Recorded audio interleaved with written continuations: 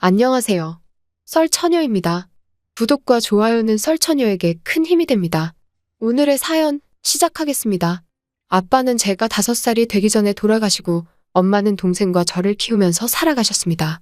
그래서 엄마는 저희 자매가 제일 존경하는 사람이죠. 시간이 흘러 결혼하면서 엄마한테 효도할 일만 남았다고 생각했는데 하늘도 무심하시지 엄마 몸이 급격히 안 좋아졌습니다.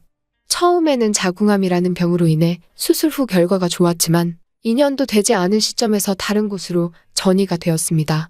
그로 인해 병원 입원과 퇴원을 반복하게 되었죠. 그러던 중 암 중에서도 제일 손쓰기 어려운 췌장까지 전이가 됐고 의사 선생님은 마음의 준비를 하라 했습니다. 하늘이 무너지는 것 같았지만 남아있는 시간 동안 엄마를 마음껏 사랑해드리자고 동생과 이야기했습니다. 동생과 교대로 엄마의 병간호를 했죠. 저의 사정을 이해해주는 남편에게 고마워 가정에도 소홀하지 않으려고 노력했습니다. 그러던 중 시어머님한테 전화가 왔죠. 다음 주 내 생일인데 음식 준비는 어떻게 할 거니? 라며 말씀하셨습니다. 어머니 미리 전화 드렸어야 하는데 정신이 없어서 죄송해요. 그 애한테 들으셨을지 모르겠는데 저희 친정 엄마가 지금 상황이 많이 안 좋으세요. 동생이랑 교대로 병간호 중인데 이동하기가 힘드네요. 그래도 그이는 갈 테니깐 걱정하지 마세요. 라며 대답했고 어머님은 너네 집안은 너밖에 없니? 사돈 처녀도 있잖아. 왜 하필 그날 너가 사돈을 돌보는 거니? 하고 물으셨습니다. 동생은 그날 일이 있어 못 본다고 말씀드리니 우선 알겠다 하고 전화를 끊으셨습니다. 어머님과 통화 후 아버님께도 따로 연락을 드렸죠. 어머니의 생일은 그렇게 마무리되는 줄 알았습니다. 그런데 집에 온 남편은 여보, 엄마 생일 어떻게 할 거야? 하고 묻더라고요. 그날 난 병원에 있지. 전에도 당신한테 말했는데 까먹었어? 시부모님께도 사정 미리 이야기해뒀고 그랬더니 두 분 다 알겠다고 하셨어. 하며 대답했고 남편은 그럼 아예 우리 집에 안 갈 거야? 라고 다시 묻더라고요. 방금 말했잖아.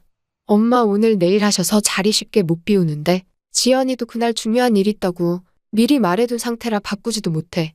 이번엔 당신만 가고 나는 다른 날 찾아뵐게. 말하는데 갑자기 남편은 표정이 변하면서 엄마 생일이 맨날 있는 것도 아니고 병원 하루 안 간다고 일이 생기는 것도 아니잖아. 며느리가 시어머니 생일상 좀 차려주지 하며 말하는 거예요. 어머니 생일상 차리는 것 때문에 가자는 것도 어이없지만 지금 상황에서 싸우기 싫어서 좋게 이야기했습니다.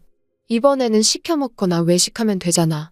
아니면 아들인 당신이 요리해드리면 되지 라고 대답했습니다. 남편은 내가 어찌 요리를 해?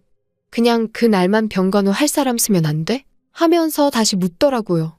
진짜 남편의 말에 저도 모르게 표정이 썩었고 더 이상 말도 섞기 싫더라고요. 방으로 들어가는데 따라 들어와서는 눈치도 없이 말을 왜 하다가 나 무시해? 하며 소리를 지르는 겁니다.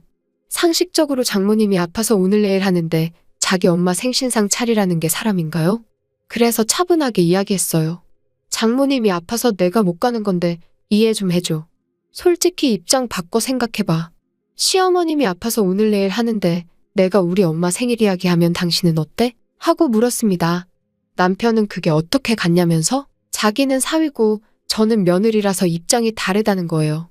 그래서 뭐가 다르냐고 물으니 며느리랑 사위랑 같아?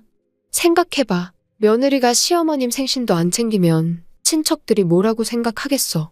우리 집안을 무시하는 것도 아니고 장모님 맨날 병상에 누워 계시는데 장모님도 이해하실 거야. 그러니까 그날은 병간호 할 사람 찾아서 나랑 같이 우리 집 가자. 말하곤 남편은 방문을 닫고 나갔습니다. 말이 통하지 않아서 벽에다 말하는 기분이었죠. 그날은 우선 지나갔습니다. 다음 날 병원에 갔지만 제 표정이 안 좋아 보였는지 엄마가 무슨 일 있냐며 물었습니다. 속상한 나머지 남편 흉을 보며 이야기했죠. 엄마는 김서방이 서운했나 보다. 내 걱정하지 말고 시댁 가렴. 하루 너네 없다고 큰일 없을 거야. 정 힘들면 사람 쓰면 된다. 말씀하셨습니다. 자기 몸 아픈 상태에서 시댁을 생각해주는 엄마의 모습을 보니 마음이 아팠습니다. 엄마가 보는 앞에서 남편에게 전화했고 전화를 받은 남편은 역시 장모님은 이해하실 줄 알았어. 내심 장모님도 미안하셨을 거야. 웃으며 전화를 끊더라고요. 어머님 생일날이 되어 시댁을 방문했죠. 저와 남편을 보자마자 시어머니는 입이 찢어지셨습니다. 뭐 놀 줄 알았는데 다행이다 하곤 좋아하시더라고요. 그러면서 곧 있으면 사람들 올 텐데 얼른 주방으로 와라 하면서 저에게 앞치마를 주었고 남편은 바로 소파에 누워서 텔레비전을 보더라고요. 속으로 욱했지만 참고 저는 어머님 옆에서 육전을 부치기 시작했습니다. 남편 하는 짓이 어찌나 얄밉던지 도저히 이렇게는 그냥 넘어가지 못하겠더라고요. 그래서 저는 일부러 나물 무칠 때 소금을 왕창 뿌렸고 미역국에 간을 할 때도 간장 한 통을 다 부어버렸습니다. 엿먹어봐라 하는 심정으로 요리를 하나둘씩 망쳐놓았죠. 요리가 끝나갈 무렵 아가씨네가 왔습니다.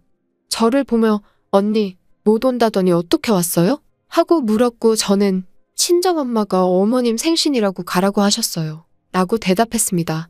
그런데 옆에 계시던 어머님은 사돈어른이 하루 이틀 아픈 것도 아닌데 뭐 솔직히 더 이상 병원에서 해줄 것도 없고 얘가 있어봤자 도움될 것도 없지 뭐 말하는 겁니다. 저 소리를 들으니 눈물이 쏟아질 것 같았습니다.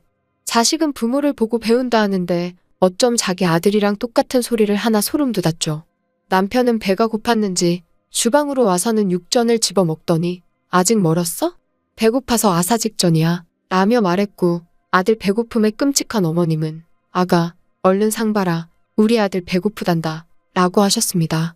자기야 숟가락 젓가락 좀 놔 하고 남편에게 주니 남편은 내가? 하면서 멀뚱멀뚱 서 있더라고요. 어머님은 얘 너가 놓으면 되지 왜 우리 아들한테 줘? 얼른 가서 놔라 하며 제 등짝을 치시더라고요.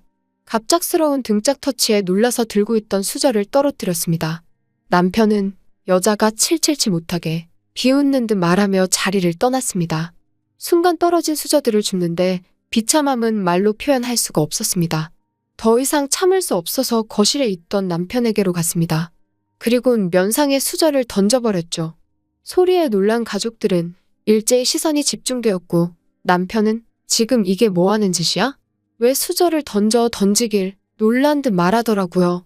그 소리에 어머님도 따라 나와 이게 어디서 수저를 던지길 하기 싫은 거 시켰다고 시위하냐? 감히 내 귀한 아들한테 이게 뭐 하는 짓이야 라고 말하며 저에게 소리쳤습니다. 어머님, 이 사람이 어머니한테 귀한 아들인 것처럼 저도 저의 집안 귀한 딸이에요. 대답했고 남편을 보며 일이나 시켜 먹으려고 병간호하는 나를 부른 거니? 말했습니다.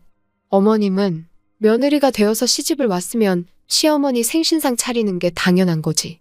여자는 결혼하고 나면 출가회인인 거 모르니? 아버지가 없어서 그런가? 왜 이렇게 기본인 것도 모르니? 너가 이따위로 행동하면 너 키워준 엄마만 욕먹는 거야. 어디서 하늘 같은 서방님한테 물건을 던져 라고 하는데 부모님 들먹이는 소리에 눈이 돌더라고요. 여기서 왜 우리 부모님을 들먹여요? 며느리가 무슨 종인 줄 아세요? 뭔 놈의 집구석이 며느리만 종부리듯 부려먹어요? 그리고 지금이 조선시대도 아니고 남자는 손 하나 까딱 안 하는 게 말이 되나요? 딸도 있는 분이 그러시면 안 되죠. 아가씨가 시댁에서 이딴 대접받으면 좋으시겠어요? 라며 말했습니다. 제 말을 들은 어머님은 여기서 우리 딸이 왜 나와? 그리고 남편 식사 차려주는 게 아내로서 당연한 거지. 어디서 버르장머리 없이 대들어. 네가 요즘 병원에만 처박혀 있어서 머리가 돌았나 보구나. 시험이 알기를 아주 개떡같이 알고 이따위로 행동하니? 라고 말했고 저는 지금 뭐라고 하셨어요? 엄마 아파서 병간호하는 사람한테 병원에 처박혀 있다고 했어요? 말이 너무 심하시네요. 하고 말하니 어머님은 너네 엄마가 하루 이틀 아픈 것도 아니고 그만 좀 생색내라. 말이 나왔으니 말인데 너네 엄마 아픈 것 때문에 매번 우리 집안이 피해를 봐야 하니? 너 요즘 우리 아들 밥도 제때 안 준다며? 아내로서 할 도리는 하고 나서 지 엄마를 감싸야지 하곤 혀를 찼습니다. 열이 받아 그 자리에서 차려놓은 밥상을 엎어버렸습니다. 쨍그랑하며 그릇들과 반찬들이 바닥으로 떨어졌죠. 어머님은 제 뺨을 치려고 손을 드는 거 아니겠어요? 재빠르게 어머니의 뺨따구를 갈겨버렸습니다. 남편은 당신 미쳤어? 며느리가 시어머니 때리는 사람이 어디 있어? 라며 소리쳤고 저는 맞을 짓을 해서 때렸다 왜? 생일이니 생일빵이라고 생각하면 되겠네. 그래, 나 병원에 처박혀 있어서 머리가 돌았다. 그러는 너는 병원에 처박히지도 않았는데 머리가 왜 돌았냐? 뚫린 주둥이라고 지금 막말하나 본데 더 처맞기 싫으면 입 닥치고 살아.